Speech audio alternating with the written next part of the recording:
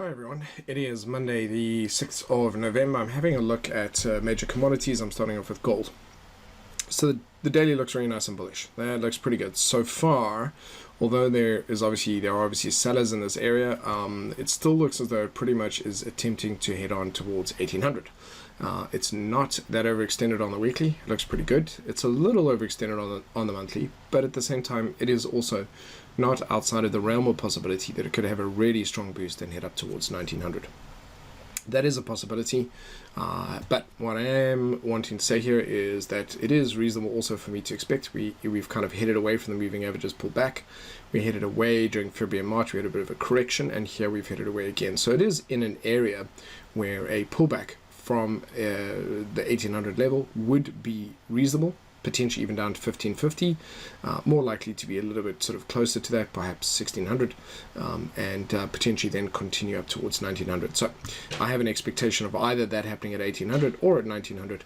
I'll keep an eye out for that. It is looking really nice and bullish for the time being.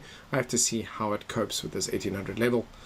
And so there's just not a lot of profit in trading this. It's just too close to that key level. So I'm going to avoid gold, even though the trend is pretty clear. I'm going to stay away from it until I have worked out, which means that it might actually be off my list for a couple of days until I eventually see how it's going to react to this 1800 level. Silver, again, is going to follow suit. That looks like that's going to head up towards its next key resistance level, which is close towards 1875. And actually, you can see in the weekly here, it's pretty straightforward and honest, as in just standing out, pretty much pretty obvious at any rate. So silver will be the same for me, just very cautious, but it looks nice and bullish overall. Then having a look at crude oil. So this is US crude, and the principal issue for me still remains that the longer term trend is to the downside. Excuse me. The longer term trend is to the downside, and that therefore this area here is a higher, there is actually the possibility that price could turn around in this area. So it could turn around at this key level or subsequently at this next key level at 51 or 50. So this is really my concern here. It's also a little bit overextended. I see it's consolidating here, so it might be looking to struggle with breaking through that 40 level or subsequently actually looking to break to the upside. So I'm actually keeping both in mind. The issue is that especially looking at price action now, it's just really small candles, not going anywhere. They tend to precede a big move.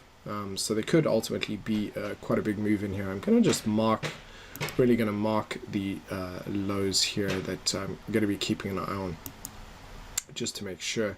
This is really what we're looking for, is a break of that low. Then I'll subsequently start looking for shorting opportunities. Any retest of this level as it heads lower, that'll be for me. At the same time, of course, once we break past these previous highs, it'll potentially start to pick up momentum and start to head a little bit higher. But for now, it is sitting in this area, again, where both are actually in equal probability, whereas usually if you have an area like this, the trend is it's a much greater probability that it's going to head higher. Technically, oil was very much overextended to the downside, and so it was overdue for a retracement, but it's now entering that area with a lot of Fibonacci levels, key, kind of pivot levels, as well as key support resistance levels where there are going to be sellers in this area. Same thing is going to actually apply to West Texas. It's coming back into the moving averages. A really nice small monthly candle would be a fantastic trading opportunity to the downside. That is absolutely something that is on my watch list. At the same time, as I have said, I'll be looking for breaks of the previous lows, swing lows, and also at the same time keeping it an eye on it to the upside. And the same will apply to Brent crude, which is actually looking quite nice and bullish at this point in terms of price action. It's got really nice strong higher lows, so it's much more bullish to the underside. Lots of buyers underneath here, not necessarily so much at this level. So actually this one in isolation looks as though it is very keen on kind of climbing to the upside. What I would need to do then is just look at these indicators. We've kind of got a sort of my MACD is sort of trending a bit low, my RSI is kind of a bit flat here. Not getting much of a clue here, but if this is potentially weak, this is where it's going to kind of show up, and then it'll just kind of fade away. So I think the smartest thing for me is just to keep an eye on these previous swing lows and see if price breaks the low of that, and then keep an eye if it starts to pick up strength and continue to climb.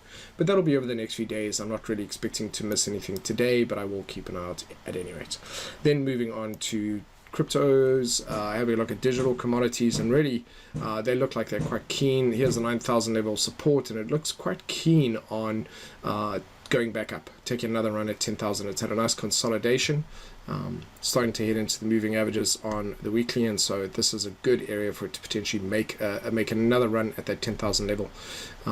At the same time, just noting the bit of a rejection candle here, so we haven't broken the low, but I will also keep an eye on last month's low to see if anything changes on that. But to me right now, it looks it's obviously range bound, and I think it might want to really attempt to make another run up at 10,000. And the same will apply for Ether. Ether actually was looking really nice and bullish prior to this consolidation period, and although it is technically kind of still in a downtrend, it has got some strong resistance at 250. The weekly looks really good, so that is looking really nice and bullish, and I think it's going to take another run towards that 250 level and then potentially onwards towards 280. So overall, liking the look of Ethereum over Bitcoin at the moment. There are some good cryptos out there for trading purposes in terms of the quality of their trends, but yeah, so leaning towards the upside there with these.